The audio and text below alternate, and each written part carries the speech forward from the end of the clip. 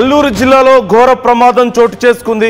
ఒక భారీ బస్సు ప్రమాదం చోటు చేసుకున్నట్లుగా తెలుస్తోంది. చింతూరు ఘాట్ రోడ్లో ఒక ప్రైవేట్ ట్రావెల్స్ బస్సు లోయలో పడిపోయింది. ఈ ప్రమాదంలో 15 మంది అక్కడికక్కడే ప్రాణాలు కోల్పోయారు. బస్సులో మొత్తం 37 మంది ప్రయాణికులు ఉన్నట్లుగా తెలుస్తోంది. భద్రాచలం దర్శనం అనంతరం అన్నవరం వెళ్తుండగా ఈ ప్రమాదం చోటు చేసుకుంది. మారేడుమిల్లికి 32 కిలోమీటర్ల దూరంలో ఈ ప్రమాదం జరిగింది. ఘటనా స్థలానికి ఇప్పటికే పోలీస్ శాఖ చేరుకుంది. సహాయక చర్యలు కొనసాగుతున్నట్లుగా సమాచారం అందుతోంది. అయితే అసలు ఈ ప్రమాదానికి కారణం ఏంటి అనేది పూర్తి స్థాయిలో ఇంకా తెలియాల్సి ఉంది. భారీ నష్టం కనిపిస్తోంది. 15 మంది అక్కడికక్కడే, మొత్తం 8 మంది అక్కడికక్కడే ప్రాణాలు కోల్పోయినట్లుగా తెలుస్తోంది.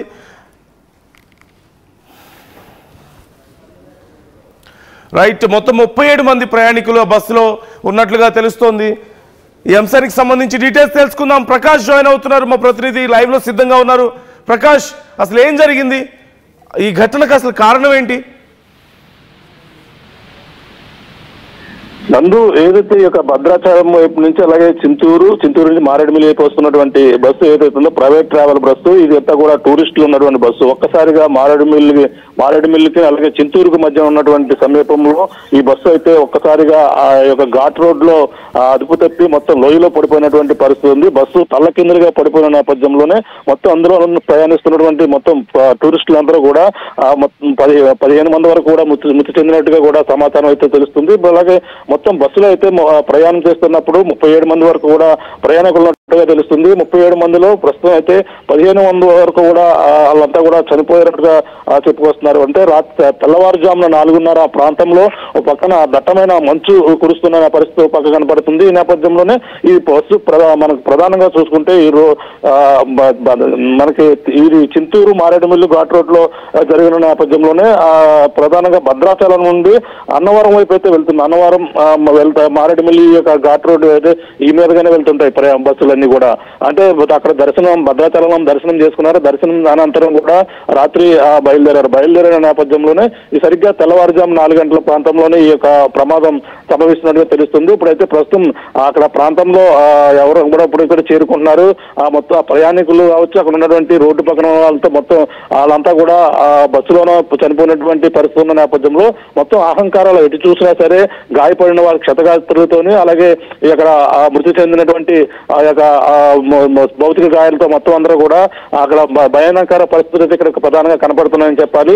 ఎందుకంటే లోయ అంటే చాలా అతిపెద్ద లోయగా ఉంటుంటది. ఎందుకంటే అది టర్నింగ్లు ఎక్కువగా ఉంటాయి. అంటే వాహనదారులు కొత్తగా వచ్చిన వారికి అయితే అటువంటి దానిపై ఘాట్ రోడ్ లో ప్రయాణాలు చేయడం చాలా ఇబ్బందిగా ఉంటుంది. అక్కడ ప్రైవేట్ ట్రావెల్ బస్సు అంటే ఈ టూరిస్టులకు సంబంధించినటువంటి బస్సు చిత్తూరు నుంచి అయితే బయలుదేరినట్టుగా మనకు వచ్చినటువంటి సమాచారం.